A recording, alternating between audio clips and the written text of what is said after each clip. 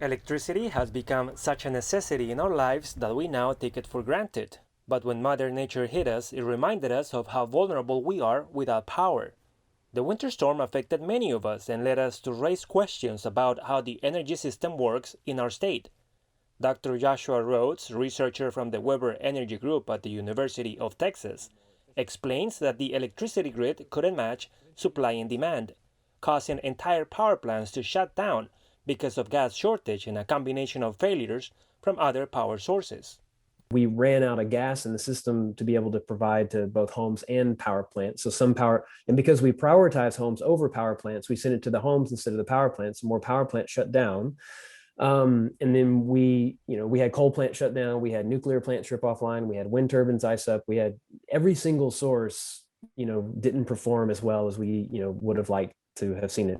The result was forced outages to keep a smaller amount of the grid stable in hopes of bringing back the rest of the grid faster, something that could have taken weeks to do if the entire grid went down.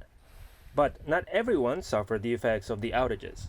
They also have certain critical circuits that they want to keep on at all costs. Places like with hospitals and fire and 911 systems and all of these emergency systems that are kind of core to what to society. Since the Texas grid is not part of the national grid, it couldn't pull energy from other states like California or New York.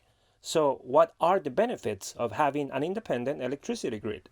It allows us to move quicker than other regions because we don't have to get federal jurisdiction to try out a different a rule or a different market procedure or a different technology like smart meters and things like that. We're able to do that like at the state level instead of having to go through a federal process.